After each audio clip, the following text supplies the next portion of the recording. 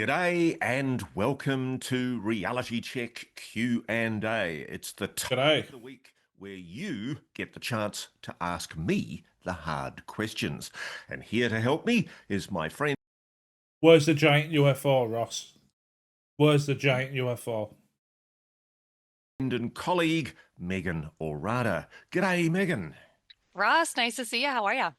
I'm very, very well. What a week. What a turbulent week with all these supposedly shock bombshell revelations from the Wall Street Journal.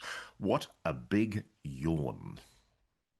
Absolutely a big yawn. We'll start there.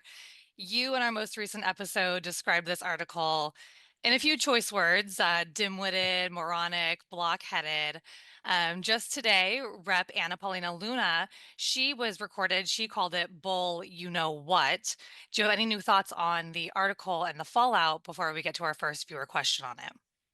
Okay, I'm pretty sure that Dr. John Kozlowski, who's the current head of Arrow, has a very independent opinion from that held by Dr. Sean Kirkpatrick and Well, let's face it, Dr. Sean Kirkpatrick is Mr. There's nothing to see here, it's all bollocks, and I did not want to be here in the first place. Tim Phillips, two immediate people who've been at the helm of the AARO, the All Domain Anomaly Resolution Office. They had to give it a proper shit name, didn't they? The gist of the Wall Street Journal article, as everybody probably knows by now, it's part one of a two-part hit job, and essentially it's suggesting what we've always known. This is the crazy thing about this. It's suggesting what we've known for years, that the United States military and intelligence community have been using UFOs as a disinformation cover to conceal stealth programs, things like some of the spy planes and some of the more modern aerospace technology that's currently in development out at the Nevada test range. I did another video about that. Apparently, there was a colonel handing out pictures of UFOs to local businesses. Yeah, I could absolutely believe that the US used UFOs as a cover for Black Ops projects. Why wouldn't you?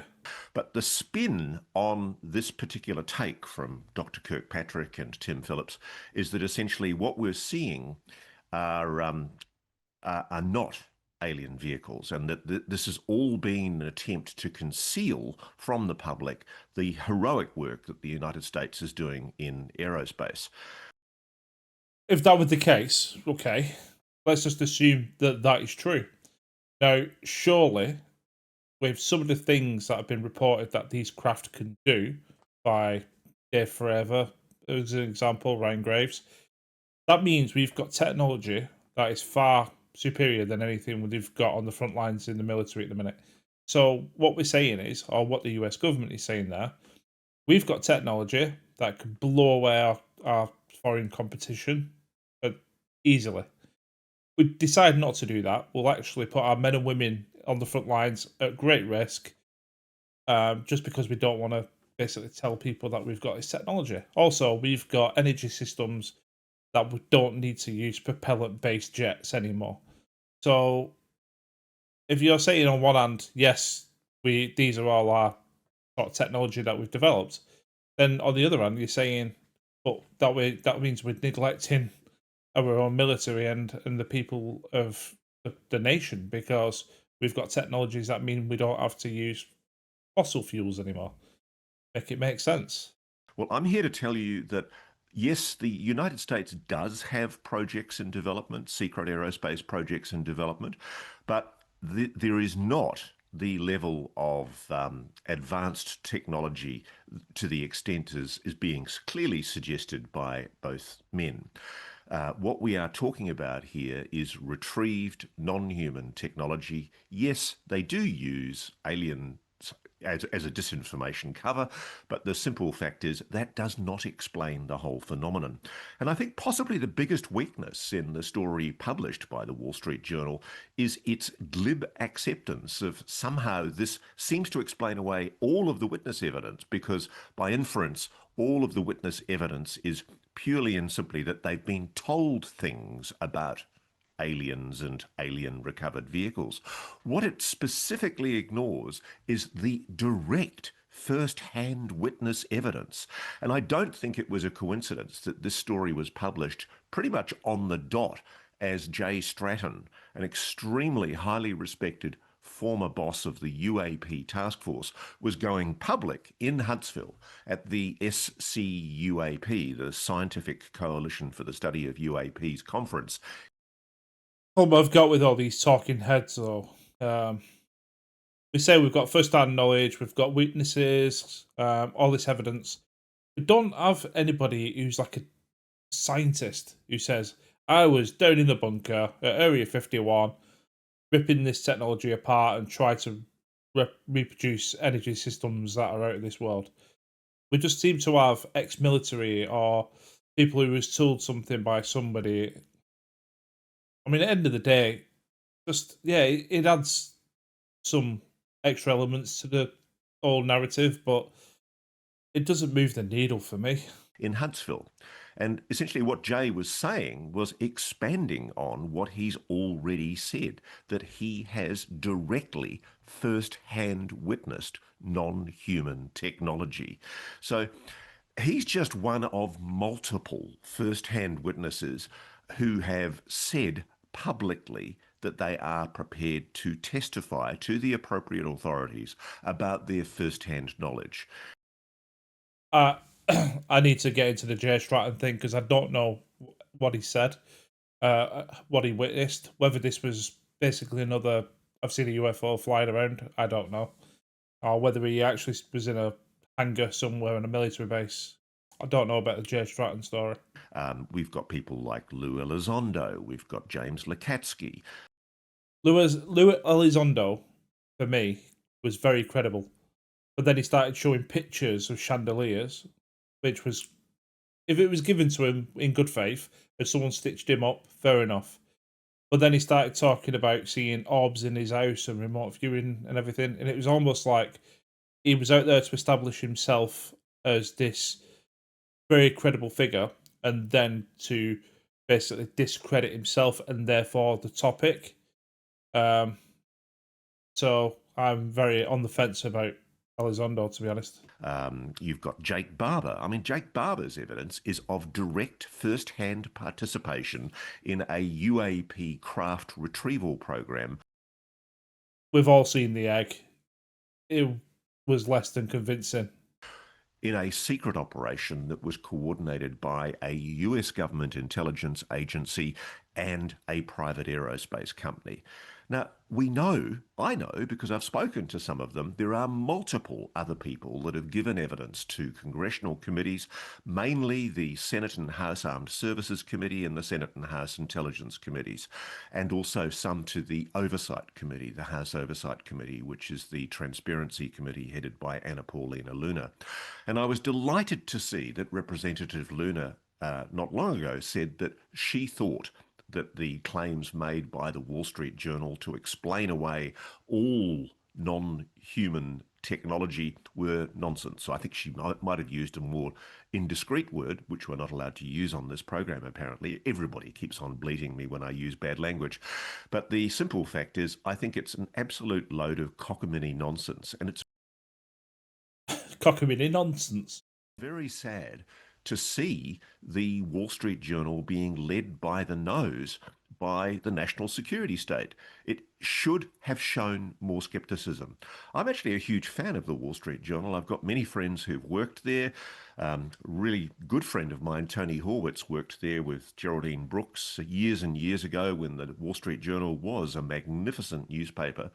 And it just worries me that what's happened is the national security state has relied upon one of the most august newspapers in America to push a line. One of the other weaknesses, and I've really got to emphasize this, one of the other weaknesses in the Wall Street Journal story that they have failed to respond to is this ridiculous claim that there were electromagnetic pulse tests done at Malmstrom Air Force Base in the time when Captain Bob Salas, Robert Salas, was the commander of a missile silo squadron, if you like, in the US Air Force, and he watched 10 of his missiles be deactivated. According to the Wall Street Journal story, and this is an idea promoted by Dr. Sean Kirkpatrick, somehow electromagnetic pulse towers were erected right outside the missile silos, and somehow not noticed by anybody, including Captain Salas, and somehow these 60-foot high towers with concrete mountings with thousands of pounds of concrete were used to send an electromagnetic pulse through, believe it or not, 10 thermonuclear missiles. Yeah, it doesn't sound plausible, does it? Nothing to see here. You're just a guard walking around the base. Excuse me, boss. There's massive. Yeah, don't worry about that. Yeah, but there's some big tower. Yeah, don't worry about that. There's some big towers out there. Don't worry about that. And then you're going to do a test, an unproven test of using EMP weapons on nuclear weapons. Makes sense, doesn't it? Yeah. This is utterly ridiculous. But then Shotgun Patrick would just go, yeah, sounds plausible. Yeah, okay. Got a tick in that box to say, yeah, okay. I've spoken to people, as well as to Robert Salas and also to Mario Woods, another person who's been involved in surveillance of these weapons at missile sites. And they just say it's absolute cockamamie BS to suggest that the United States Air Force would do anything as reckless as to put electromagnetic pulses through thermonuclear missiles without knowing the consequences of putting those pulses through those missiles. Does it sound like something they would do? I don't know. I don't think so, though. So, look, frankly, the reason I say the Wall Street Journal story is a stinking turd is because, frankly, it's utter nonsense. And I don't think the cabal that is controlling this cover-up seriously expects those of us that understand and know what's been going on to believe it. What this is an attempt to try and convince those who have a peripheral understanding of the issue. The sort of members of the public who will read the newspaper and go, oh yeah, that makes sense. Yeah, thanks very much, move on. Which is 90% of the population. I bet she's sitting there thinking, Ross, I only asked you how your day was today. That was 20 minutes ago. He does like to chat. Okay, Ross, thank you. We will get to one question about the article. I think this video is 25 minutes long. You probably got time for one question. Hi, Ross and Megan. I want to sincerely thank you for your incredible work. Your insights have truly opened my eyes and changed my life, and I'm deeply grateful. Ross, I know you have a passion for revisiting historical UFO events. Given everything we've learned in recent years, have you ever looked into Phil Schneider's 1995 speech about an alleged alien battle in a deep underground base in New Mexico? Considering what we now understand, especially in light of Phil's suspicious death, I can't help but feel concerned that the alien threat may be hostile and merely biding its time. Again, I truly appreciate all the hard work you do. Loving both your hard work. Adam from Australia. G'day, Adam. Nice to talk to you. Yes, I am interested in the Phil Schneider case. I have to admit, like a lot of people, I've watched Phil Schneider. Was it 95 or 96? I thought it was 96. He did an interview. It's very I should say, by the way, the original video is a bit glitchy. He must have been having network issues at the time. blurry, bad, looks like film or very early video where he's talking at some function. And he describes how he was involved in the construction of what he says was like a 7-level underground facility underneath a mountain at Dulce, New Mexico. Now, I got interested in this story when I was writing my book because I started reading the NIDS, the National Institute of Discovery Science investigations into allegations raised by Native American people, particularly a local police chief in the Native I thought that was all one title then. Jesus. American community, Gabe Valdez, who said that they were seeing all manner of strange things and hearing lots of stories about alleged underground facilities around Dulce, which is obviously a remote part of New Mexico. Gabe has described in his accounts that he and his colleague, when they were searching for whatever was going on, found air vents in what should have been empty mountainsides. And I do believe that there are underground facilities right across the United States that have been built in secret by the United States military, particularly. Yeah, I can imagine that every nation has got secret facilities in places that they're not going to advertise. Area 51, is there anything interesting there anymore? Probably not. It's far too public. So there will be areas that, people are not even aware of. And things like Greenland, Antarctica, perfect places that you can just completely off the grid. But I remember the story about Dulce. It was very interesting. Particularly the US Air Force. And we do know that Phil Schneider was an engineer who worked in tunneling. I've been able to verify that aspect of his record. The tragedy with Phil Schneider is, depending on who you believe, he either committed suicide in extremely implausible circumstances or he was murdered. And I've seen the murder photo. I've read the coronial investigation into what happened. It's pretty gruesome, and it does strain credibility that Phil Schneider committed suicide in the way that is described. It's too upsetting to describe here. He said he called it the murder photo then, rather than I saw the photo of his deceased body. He inferred a little bit there that it was the picture of the murder. But I'm very interested Unless that's what other people are calling it and he's just referencing it. in the Phil Schneider case. And like a lot of things that I hear, I can only speculate. This is not in any way sourced information. I don't know if the Dulce facility in New Mexico is real. I do know that there are underground facilities in New Mexico, and I know the location of at least one of them. I would love to know if there is a facility with 7 levels underneath Dulce, New Mexico. I would. Oh, this is where I love Ross Coulthart, but this is where people lose me in the UFO community, where they say, "I know this thing. I know there's a giant UFO somewhere. I know where there's a base, but I'm not going to tell you because it's a secret. I can't tell you." But then they'll come out and say, "We want whistleblowers to be brave and come forward and tell us what they know." Love to know if there are maglev trains connecting these facilities, as some people have recently asserted to me. They can't build a highway in more than 5 years, and all of a sudden they've got maglev technology running under America. Recently had a conversation with somebody who was working in a tunneling company who told me that they were privy to a conversation where a member of their company made indiscreet admissions about being involved in the construction of these facilities.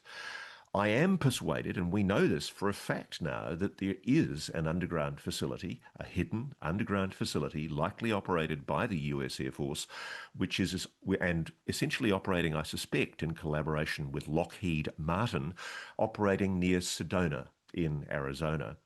I would love to hear more about the Phil Schneider case. It's a tragedy that he died when he did. And certainly, as a journalist, what I need is information. I need people to come forward and feel okay about contacting me. And if you go to my website, rosscoulthart.com, you will see there are all manner of ways of getting in touch with me. Again, I go back to the same point. Come and talk to me, come and tell me these things, but then I'll basically make inferences on my interviews about knowing something, but not telling people what I know. You can understand that why the general public are pissed off about things like that. You can't say we want whistleblowers to come forward and tell us things, and they say, "Oh, by the way, I know something, but I can't say what it is." That's just like people who put "Oh my god" as like capitals on Facebook, and then give you no other context because they basically want attention. I'm not saying that Ross Coulthart is like that, but he has done it with the giant UFO thing. If you know something and you can't tell people about it, keep quiet about it. Via encrypted portals that would allow you to upload material in a safe and very secure way. All right, Russ, let's take a question from a No such thing. Viewer from Arkansas. Hi, Ross and Megan. At a recent disclosure panel at Contact in the Desert, I found it particularly striking that there was broad agreement among the speakers that the UFO phenomenon itself seems to be in control of the pace and nature of disclosure.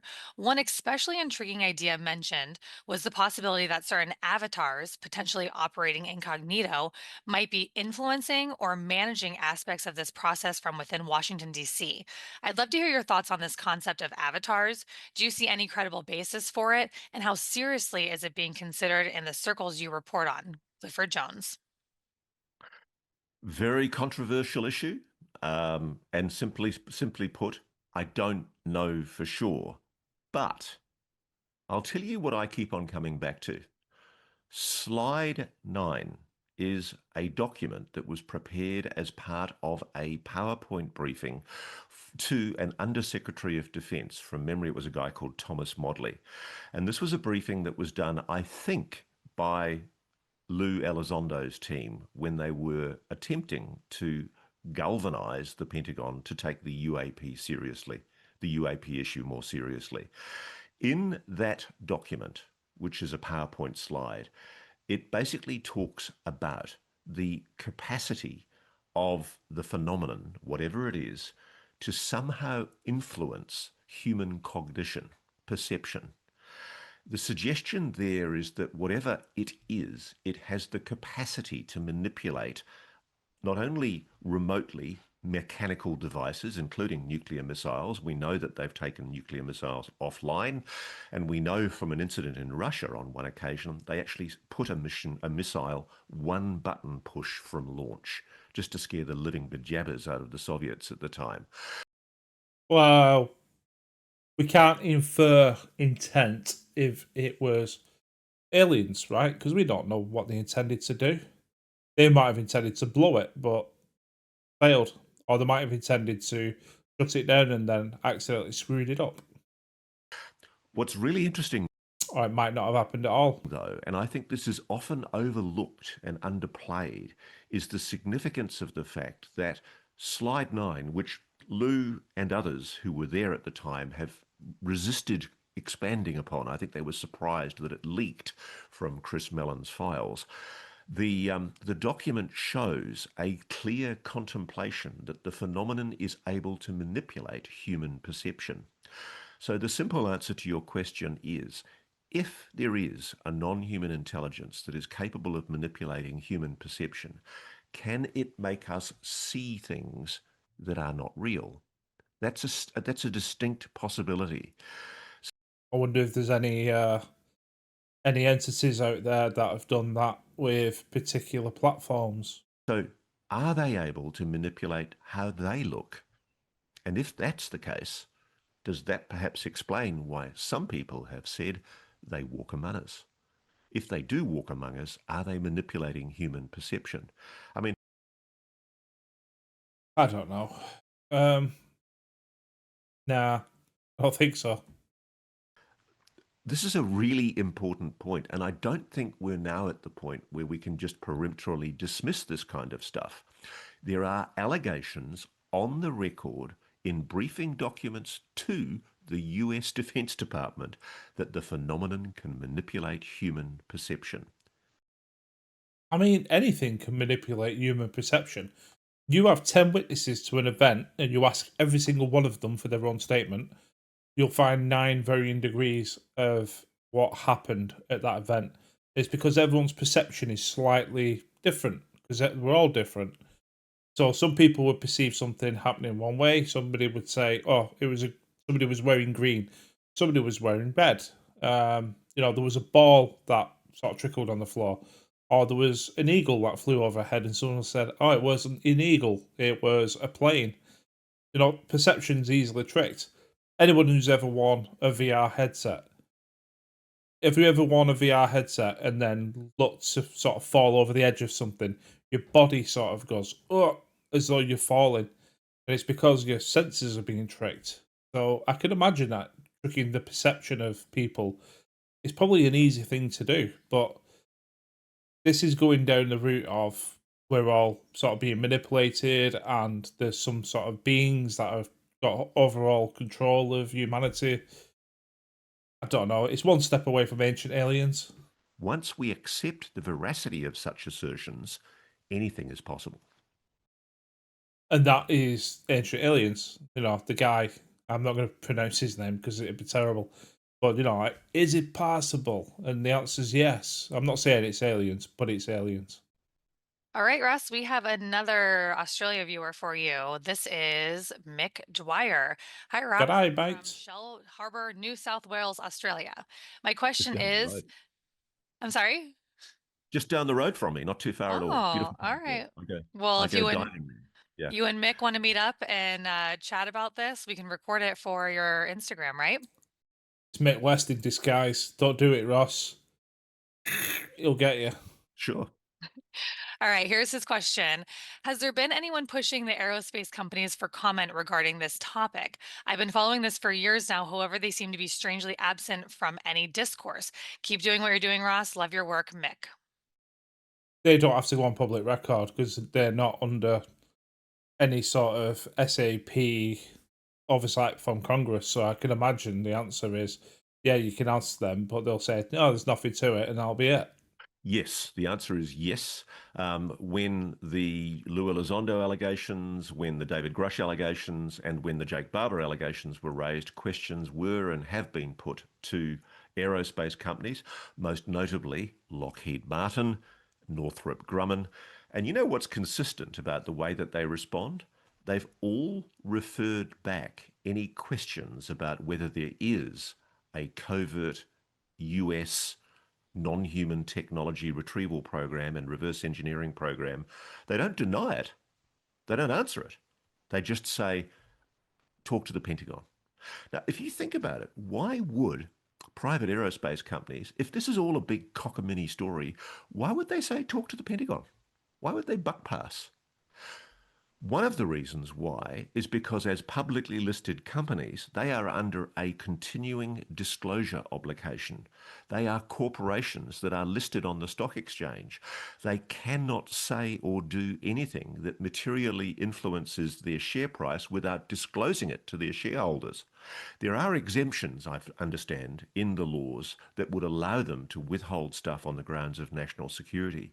So what they've done is very clever. I know Northrop Grumman and Lockheed Martin are involved. They're in it up to their necks. They're the principal companies involved in the legacy program, as well as other companies that we will be naming in due course. But the interesting thing is, rather than just deny it outright and go, oh, what a silly question, a retrieval program of non-human alien technology? Are you guys crazy? Ha ha ha. I'm the PR man for Lockheed Martin and I can happily rebut that. That's completely untrue. No, They should say, yeah, we've got the technology.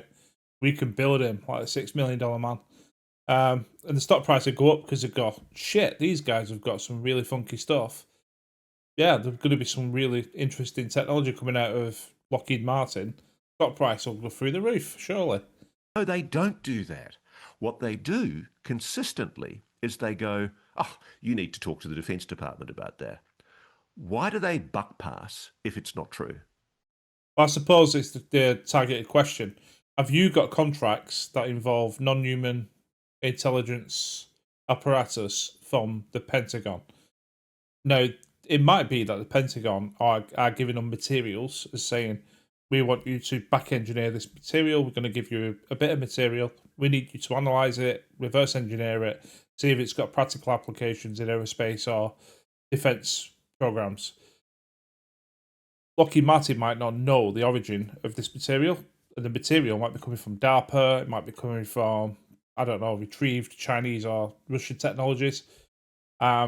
So that's why they're saying we don't know where it's specifically coming from, but we're not going to infer that it's non-human. We're not going to infer that it's Chinese. We're not going to infer that it's coming from DARPA. So I can imagine that that would be why they say you need to go speak to the Pentagon. And we'll go to our last question now. Dear Ross, I'm a huge follower on the subject of UAPs and look to you as a source of truth in these matters. Please, please, please, there is one problem that troubles me and is never discussed amongst the UAP community. How and why can a non human intelligence that may have technology of traveling light years or interdimensionally find gravity such a difficult force to navigate and then crash into Earth? I would love to hear your thoughts on this subject. Surely this matter should be discussed more frequently in the UAP community. Kind regards, Stephen Cunningham. Because they're idiots. That's why. Idiots. I don't know. I mean, just like we create aircraft that is designed to fly from A to B, and sometimes things go wrong and it crashes.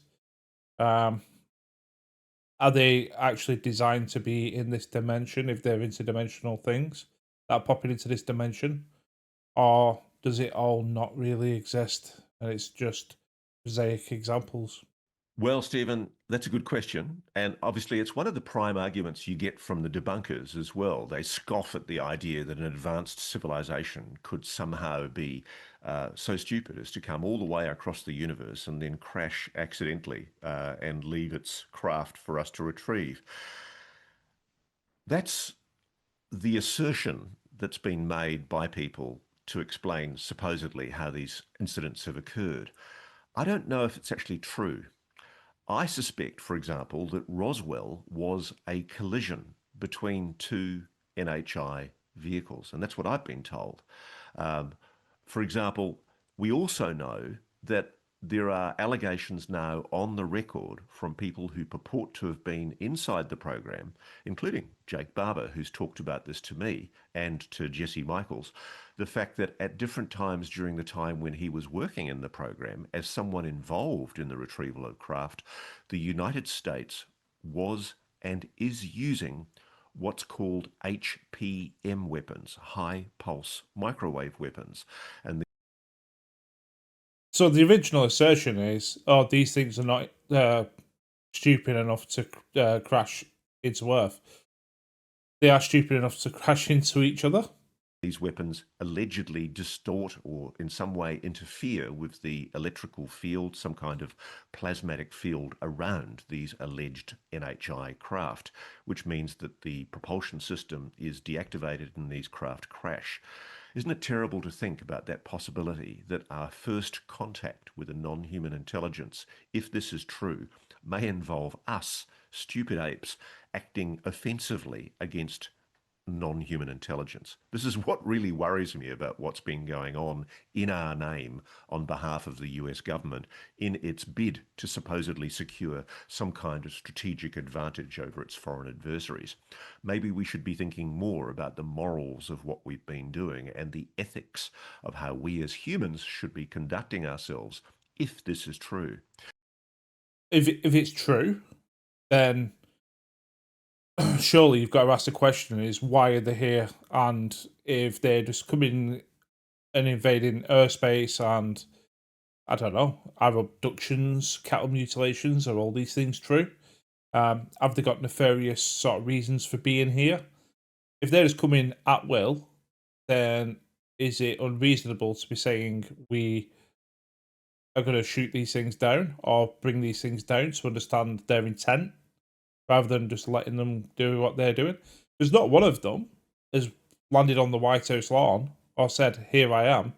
And people will say, "Well, crop circles do that," but surely, as an intelligent species, you could find a better way than making freaking crop circles. But yes, I don't buy the line that these non-human intelligence beings, if they are so advanced, are just somehow crashing. What I think is happening is there have been accidents. I think it was discovered back in the 1940s that somehow some of the extremely powerful radar that we were using could in fact disrupt the magnetic field around these craft. That's what I've been told. And more importantly, I think also we have been using HPM weapons, high pulse microwave weapons, and I'm told also plasmatic beam weapons that have been in development against these craft. Fancy that. I mean, you've built a craft that can travel all these light years across the cosmos or jump across dimensions, and then you get downed by radar. All right, Ross, thank you. That is it for today. Thank you very, very much. And if you've got any questions you'd like to direct to me, you can send them to realitycheck@newsnationnow.com. Good segment. There's a lot of random questions in there. There really are. Ross likes to talk. I like Ross. Let me know what you think. I'm really on the fence when it comes to the woo. In terms of we're downing these things or there's been accidents, extraordinary claims require extraordinary evidence. Told you everyone loves that quote. See you on the next one.